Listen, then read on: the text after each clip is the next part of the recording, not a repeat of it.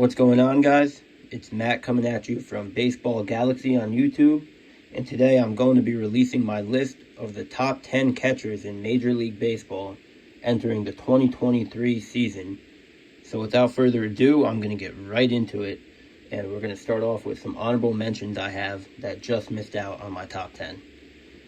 As you see listed here, I got Salvador Perez of the Kansas City Royals, Tyler Stevenson of the Cincinnati Reds, and Jose Trevino of the New York Yankees. Let's start off with Salvador Perez. Obviously, he's been in the league. He's been a great catcher for years, over a decade. Has the World Series championship in 2015 with the Kansas City Royals. Has always been a mainstay there in Kansas City. He's a fan favorite. Will most likely retire a Royal. But obviously, he's getting up there in age, his late 30s. How much can he still produce? He'll probably also be moved to more of a DH role, I'd assume, this year with MJ Melendez now being the catcher on that team, but I still have him listed here. He hit over 20 home runs last year. He still drove in almost 80 runs. He had almost a 3-win season, and to do that on a bad team is very hard to do. So the way he's been consistent enough to do that, when he's this old, it's been... he deserves to be on this list. Some might say he still deserves to be in the top 10, but like I said, with age, there was still a lot of regression from his prior season in 21, where he had almost 50 homers. He led the league in home runs. So we'll see what 2023 has in store for Salvador Perez. Next up on the honorable mentions list, I have Tyler Stevenson of the Cincinnati Reds. Stevenson's still very young. It's the injuries that are keeping him off the top 10 for me. I want to see what he could do over a full season. I think he still has the potential to be a great hitter, but that Reds team, unfortunately, he has no protection in that lineup. It's a very bad team. But, to hit in the limited games he played, he hit almost 320. He had 6 homers, 35 RBIs. His OPS was over 850, OPS plus a 130. He still was a 1.5 win player. He's a very productive player. It's just the health. I know if he could stay healthy, I really think he has a chance to move up this list next year. All right, and my final honorable mention is Jose Trevino of the New York Yankees. A lot of people, I might get hate for this, for leaving him off the list. He was an all-star this year, but if you look at the numbers offensively, I know he had such a good year defensively, but the offensive numbers, especially for a hitter-friendly park like Yankee Stadium, they're just not there for me. 248, 11 homers, 43 RBIs. You'll take that as a catcher, I guess, because it's not a very deep position right now in baseball. But, I had to put him on the honorable mention list with the All-Star appearance. He came over in that trade from Texas. He was great for the Yankees his first year. We'll see what 23 has in store for him. But like I said, as of right now, he's going to sit at the honorable mention list. All right, without further ado, we're going to move along and get right into my top 10. We're going to start off today's list with number 10, and it's going to be one of 2 Toronto Blue Jays catchers on this list. We start off with Danny Jansen of the Toronto Blue Jays. Okay, so here's the thing with Jansen. Obviously, Alejandro Kirk he's going to be the starting catcher for the Blue Jays. He had the better year than Jansen, but still, in limited action, in the 72 games Jansen did play this season, he hit 260. He hit 15 homers in those 72 games. Drove in 44. He had an OPS of over 850, an OPS plus a 141. He was almost a 3-win player. To do that in limited action, that's huge, And I don't know how they're going to work him into the lineup, if they're going to trade him later on for maybe some pitching down the line towards the deadline. But Danny Jansen proved he is an above-league quality hitter. He can go out there. He will produce offensively. He's a great, great hitter. He hits for pop. His average wasn't too low, and he's going to be a good hitter. So, we'll see what Danny Jansen can do in 23 for the Blue Jays, what his role will be, and that's something I'm very interested to see as we move into the season. All right, moving on to number 9, I have recently acquired catcher for the Milwaukee Brewers, William Contreras. At first, I was going to leave Contreras off this list because when I was originally making the list, he was still with the Braves. I know they had Darnaud, so I figured Contreras will get more of the reps at DH. But now moving to Milwaukee, I think he's obviously going to be the everyday catcher there. I think he's going to be a good player for that team. He's going to be basically the everyday catcher. You saw what he did last year. He it wasn't his rookie year last year. He was up in 21, but last year he kind of just broke out. He was an all-star for the first time in his career. He got to go to the all-star game with his brother. In 97 games, he had 278. He had 20 homers, drove in 45, had an OPS of 860, OPS plus of 138, and he as well was almost a 3-win player. So obviously he has pop in his bat, which is huge in today's game. He went out there and he mashes, 278, not bad for a catcher. He mashes left-handed pitching. He's a good hitter, and he's going to be, I think Miller Park is going to be a good park for him. We'll see what the Brewers have in store for 23. They got Christian Yelich, hoping for a bounce back from him, and, a lot of other guys in that team, Willie Adames, Rowdy Tellez. We'll see if they can hang in the wild card mix, and I'm sure William Contreras will be a big part of that. All right, moving on the list, we are going to go to number 8, catcher of the Atlanta Braves, Travis d'Arnaud. This is another weird one because the Braves obviously have acquired Sean Murphy, so what's d'Arnaud's role going to be? Is he going to move to DH? You'd assume Murphy's going to get the bulk of the time as catcher. He's the better defensive option. His bat's not terrible, but d'Arnaud is still going to crack this list for me at number 8 based on his 2022 stats he produced for Atlanta. In 107 games, he had 268. He had 18 homers, 60 RBIs, an OPS of almost 800 at 791, an OPS plus of 119, and he was a 2.9 win player. So d'Arnaud, early in the career with the injuries, back in the days with the Mets, he was kind of going from team to team after that. He finally had caught on with the Rays, and he had a breakout year there. Then the Braves gave him that contract, and ever since he's stayed healthy, he has been a productive hitter, as many thought he would be back before he broke the league as a prospect. He's finally proved he can hit at a big league level and do that with a big league team, on a good team with good players. The Braves, he won that World Series last year in 2021. He's a great guy in that clubhouse. He's liked in Atlanta. He got that nice extension with Atlanta. He puts up, 18 homers for a catcher is not bad, especially for someone his size, to put up 18 homers like that. He's got some pop in that bat. He swings it. He's a clutch hitter. He comes through. He was great in the playoffs.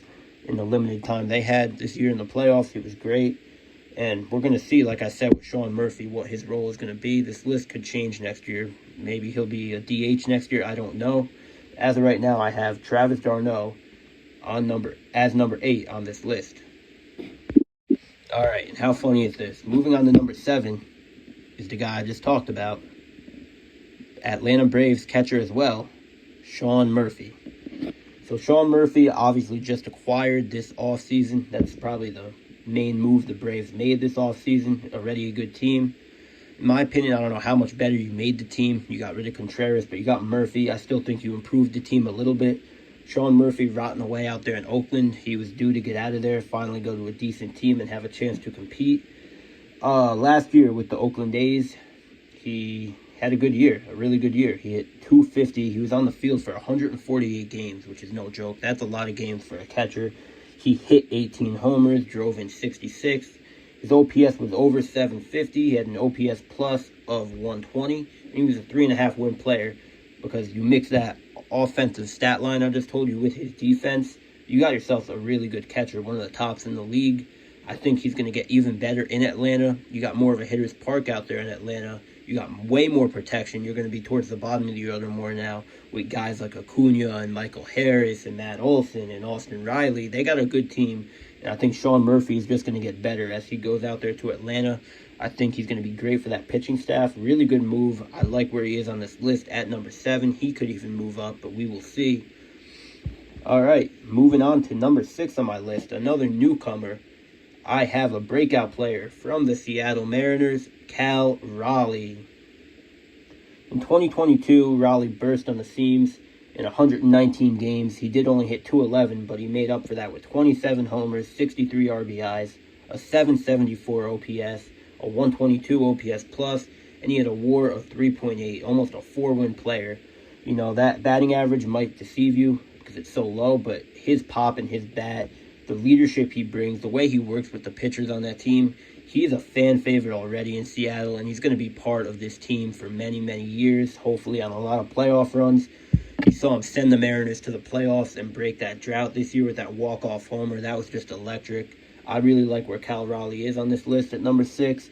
And like I said, we'll see what he could do in 23 and if he can move up the list next year. But now we are into my top 5. Coming in at number 5, we talked about his teammate Danny Jansen earlier, but at number 5, we have Toronto Blue Jays starting catcher Alejandro Kirk. You're noticing a theme with a lot of these guys so far on this list. They've been breakouts this year. They haven't been on the list in the past, but breakout 2022s has put them here. Alejandro Kirk fits that as well. In 139 games, he hit .285, 14 homers, 63 RBIs, 786 OPS, 126 OPS plus, and a 3.9 WAR. Very solid year for Kirk. Many never looked at him as much of a threat. He was kind of just in that role as the catcher for this team opening day. He came out, he showed up. He was an all-star this year for the first time in his career. He broke out. He's another type of guy that's a fan favorite, and he's earned this role to be the starting catcher on this team. As good as Danny Jansen was, I think Kirk was obviously a little better defensively. Maybe not as much pop in the bat as Jansen, but definitely I think more of a better hitter. He puts the ball in play more. He makes harder contact. That's the kind of player Alejandro Kirk is. To hit .285 as a catcher, that's definitely respectable. 14 homers, it's not 25, 30, but it's still decent numbers, middle of the pack. He had a good year, and I expect him to continue to be good. We'll see if he can stay where he is on this list going into the next season. Moving on to number 4, I might get a lot of hate for this. Many people probably think he should be a little higher. But at number 4, I have Baltimore Orioles rookie star catcher Adley Rutschman. So it's not that I don't believe in Adley Rutschman. The reason I have him at number 4 is because he's a rookie. The guys in front of him have proven longer. They have a longer track record. That doesn't mean I don't. I like where I put Rutschman. I really think he has the chance to move up this list quick. If he's anything like he was in his rookie year over a full year in 2023, he very well could be number 2 or number 1 on this list next year. It's just, like I said, the guys ahead of him have much of a more proven track record. That doesn't mean I don't like Adley Rutschman. Just want to state that again. Don't come hating at me. But let's take a look at what he did in 22. His rookie year, number 1 overall prospect in baseball. In 113 games, he hit .254, 13 homers, 42 RBIs, 806 OPS, a 128 OPS plus, and a 5.2 win player, not even playing a full year as a rookie. The thing about Rutschman is he's a 5-tool player out of the catcher position. He could do it all for you. He could play defense. He could throw runners out. He could base run. He can run on the bases. He steals bases. He gets base hits. He hits for average. He hits for home runs. He is going to be a 5-tool player, Going into his sophomore season, we'll see if he goes through any struggles at all, if the league figures him out a little maybe. But, I don't think there's much to worry about with Adley Rutschman. You got a superstar. That team is bright, up and coming in Baltimore, and he's going to be the center of attention down there. I think the power numbers are going to go up a little. It's not the easiest park to hit in, especially with the new left field fence out there. But I don't think it's going to... I think he's going to hit over 20 homers. I think his average will go up a little. I really think he could be a 7 to 8 win player as a starting catcher if he's healthy. That's the type of damage Adley Rutschman can do. That's how much potential he has, and we'll see how much he can move up this list next season. He's definitely the guy I got circled on this whole list. Like, this guy could move up. I'm very interested to see what he's got coming for him. All right, time for the top 3 on my list. Moving on to number 3, recently acquired catcher of the St. Louis Cardinals, the guy that's going to be stepping in for Yadier Molina. I have Willson Contreras. Willson Contreras has been in the NL Central his whole career with the Cubs. He knows the Cardinals very well.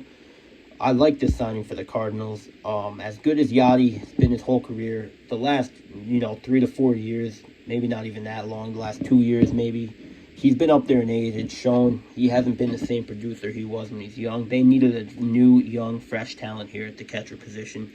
We talked about Wilson's brother, William, with the Brewers earlier. Well, here's Wilson in at number 3 for the Cardinals. You look at what he did in 2022. In 113 games, he had .243. He had 22 homers, 55 RBIs, an 815 OPS, a 128 OPS plus, and a 3.9 WAR. He was a great player. He's been a great player for however long he's been in the league now. He's been in the league since 2016. Ever since he broke into the league and won that World Series with the Cubs, he has been one of the best catchers in baseball. He continues to prove it every year. That's why I have him over Adley Rutschman. He's just done it every year. He's solid. You know what you're getting out of him. Obviously, it's going to be tougher to hit in St. Louis than it was in Chicago. The defense is decent enough. It's not the greatest in the world, but we'll see. You know, St. Louis, their coaching staff, too, I think is going to help him a lot. It's a class act organization. Like, I think he's going to be fine out there in St. Louis. You put him with guys like Paul Goldschmidt, who just won the MVP, Nolan Arenado, who almost won the MVP. He's a great cornerstone for this team, and I like the contract he got for the next 5 years. He's going to be a St. Louis Cardinal. Right now, he's number 3 on my list. All right, 2 spots left. I'm sure you guys can start guessing on who I got where. But coming in at number 2 to start off, I have Will Smith of the Los Angeles Dodgers. So Will Smith, another one. He's young, but he's been here long enough now for 3 to 4, probably 3 to 4 years he's been here now in the league. He's proven himself to be solid when healthy.